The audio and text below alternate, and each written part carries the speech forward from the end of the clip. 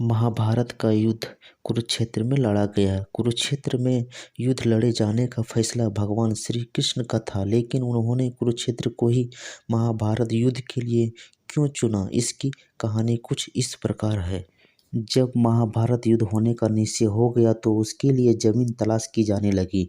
श्री कृष्ण जी बढ़ी हुई असुरता से संग्रस्त व्यक्तियों को उस युद्ध के द्वारा नष्ट करना चाहते थे, पर भय यह था कि यह भाइयों भाइयों का, गुरु शिष्य का, संबंधी कुटुंबियों का युद्ध है।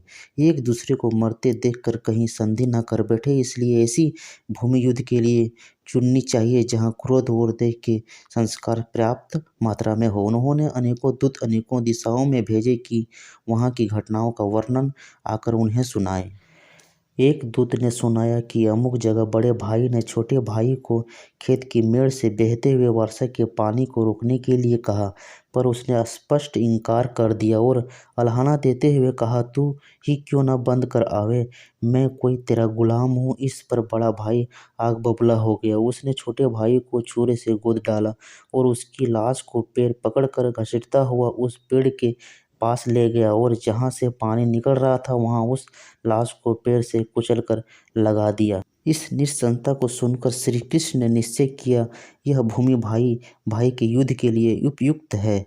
यहाँ पहुँचने पर उनकी मस्तिष्क पर जो प्रभाव पड़ेगा उससे परस्पर प्रेम उत्पन्न होने या संधि चर्चा चलने की संभावना न रहेगी। वह स्थान कुरुक्षेत्र था, वहीं युद्ध रचा गया।